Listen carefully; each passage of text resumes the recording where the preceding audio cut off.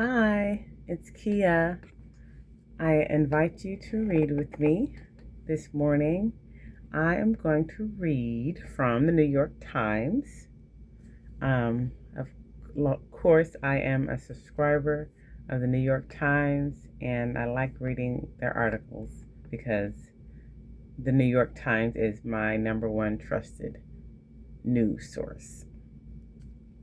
All right, I'm going to read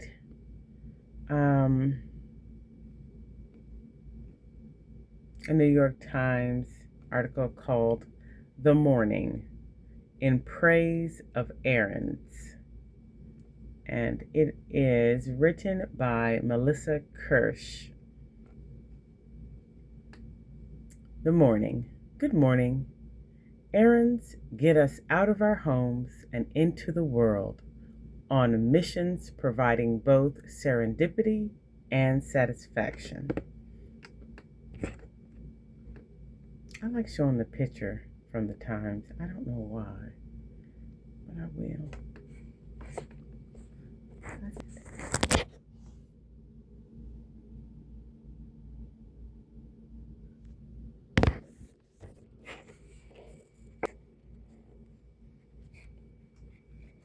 Okay.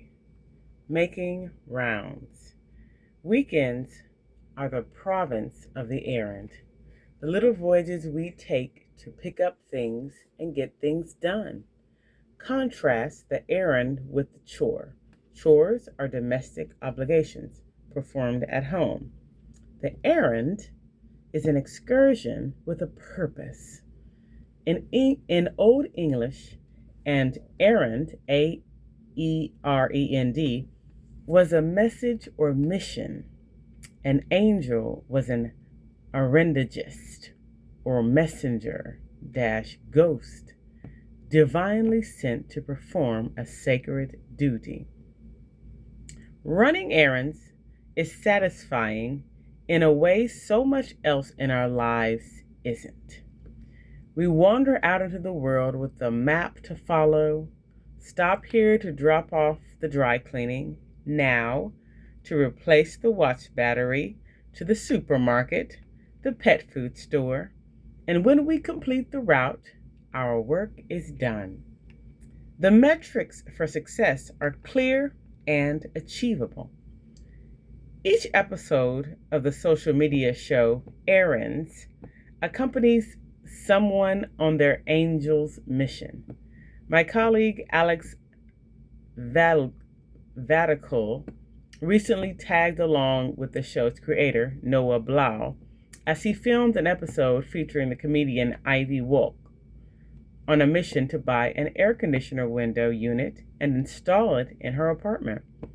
Wolk distilled why a show so apparently mundane has become popular.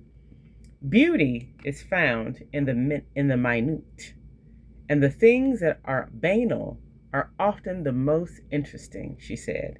It's those in-between moments of life where growth and realization happen.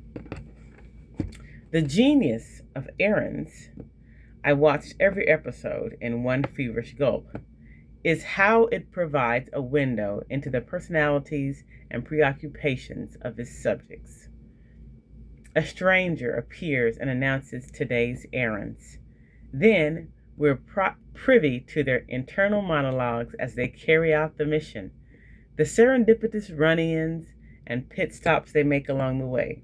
The episodes are just a couple of minutes long and waste no time on introductions or establishing scenes.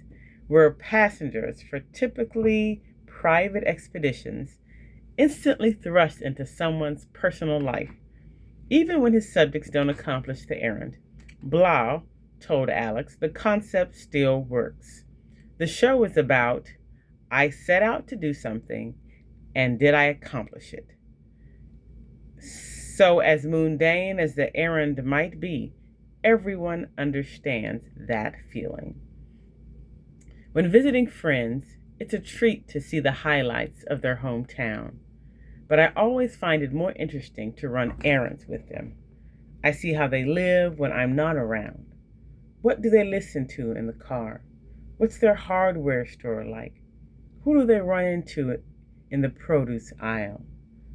Other people's errands are revealing of their actual day-to-day lives, not the performed existence, our best restaurant that gets presented for company. You might, if you're running your own errands today, enlist someone to join you.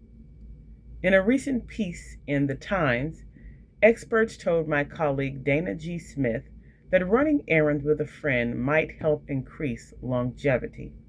The reality of midlife is that it can be hard to carve out time for yourself, Dana writes, let alone coordinate schedules with another busy friend. Regardless of which stage of life you're in, why not make your first stop picking up a friend you haven't caught up with in a while? On the other hand, I have a friend who loves errands because they're excuses to not be with other people. A rare break from family duties. She praises the soft touch socialization you get while out and about, the salesperson you chat with before going on your way, the neighbor you catch up with when you run into them at the dump. I cherish the connective tissues of errands when you're between stops, driving or walking, bursts of activity followed by respites of solitude. Each stop is its own tidy episode. Errands get us out of our own homes and into the world. It's tempting to hibernate on weekends, to stay in and recharge. But the errand allows us to, as Virginia Woolf wrote, become part of that vast Republican army of anonymous trampers whose society is so agreeable after the solitude of one's own room. Thank you for reading with me. That's a very good article. That's nice. Thanks.